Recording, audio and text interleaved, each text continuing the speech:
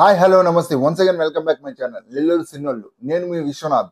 Here is a view of Mirai. Starring by Teja Sajja, Manchu Manoj, director by Karthik Ghatamaneni. ఈ director నుంచి మనం last గా eagle మూవీని అయితే చూసాము. రవితేజ గారి ఈగల్ మూవీని అయితే చూసాము. ఫస్ట్ ఆఫ్ ఆల్ చెప్పుకోవాల్సిందే, తేజ సజ్జాకి అయితే ఎక్కడో సునుందబ్బా. కింద పడుతూ పైకి లేస్తూ పోతాడు. కానీ తేజ సజ్జా మాత్రం పైకి పోతానే ఉన్నాడు. మూవీ నాకు చాలా బాగా నచ్చిందండి. ఖచ్చితంగా హాల్లో పోయి చూడాల్సిన మూవీయే. ఒక మంచి మూవీ చూశాను అనే ఆ ఫీలింగ్ తో అయితే బయటకు వస్తాను. తేజ సజ్జా కన్నా విలన్ గా చేసిన మంచు మనోజ్ అయితే సూపర్ అబ్బా, చాలా బాగా చేశారు.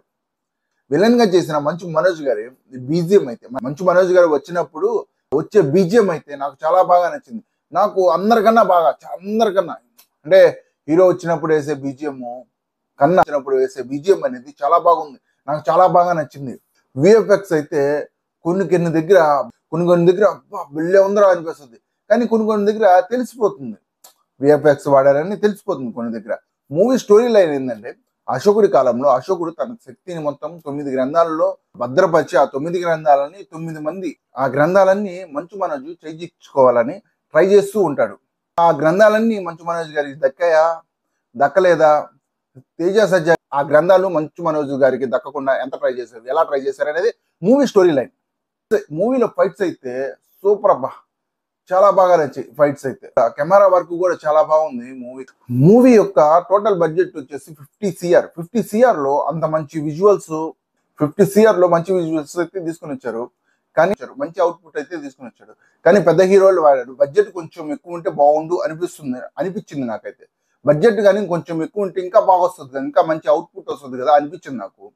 మూవీలో గెడప్ సీను గారి కామెడీ అయితే చాలా హిలేరియస్ గా ఉంటుంది. గెడప్ సీను కామెడీ అయితే బాగుంది. మిగతా వాళ్ళ కామెడీ అయితే అంతగా బాగలేదు.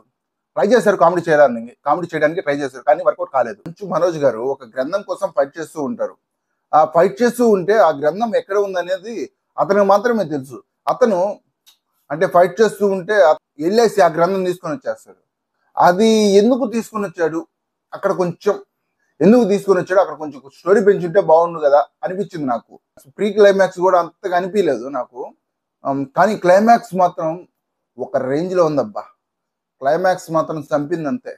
మూవీలో ఫస్ట్ హాఫ్ అయితే ఇంటర్వెల్ దాకా ఒక రేంజ్ లో ఉంటుంది మూవీ అయితే. ఇంటర్వెల్ నుంచి కొంచెం స్లోగా ఉంటుంది, బట్ బాగుంటుంది మూవీ. ఎక్కడా లాగ్ అనిపించలేదు నాకైతే, మూవీ మొత్తం సాగుతూనే ఉంది. ఎక్కడ బ్రేక్స్ కూడా ఇలా. It's good. అలాగే ఈ మూవీ ఫ్యామిలీతో పోయి చూడొచ్చా అంటే చూడొచ్చు. అడల్ట్ సీన్స్ అంటూ ఏమీ లేవండి. మీ మనీకి వాల్యుబుల్ అనేది. ఒక మంచి సినిమా చూశాను అనేది హాల్లో నుంచి వస్తారు, ఖచ్చితంగా పోయేసి చూడండి.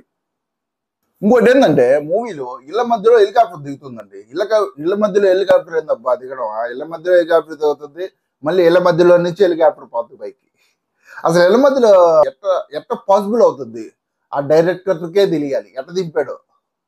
నెక్స్ట్ పాయింట్ ఏంటంటే, మన హీరో వచ్చేసి మిరాయి దగ్గరికి పోవాలబ్బా. మన హీరో అయితే మిరాయి కోసం పోతాడు. ఆ మిరాయి కోసం పోయేటప్పుడు ఎలివేషన్ అయితే బాగిస్తారు. దాన్ని బట్టే ఉండాలి కదండి, ఈజీగా అయితే ఆ మిరాయి దగ్గరికి వెళ్ళిపోతారు మన హీరో.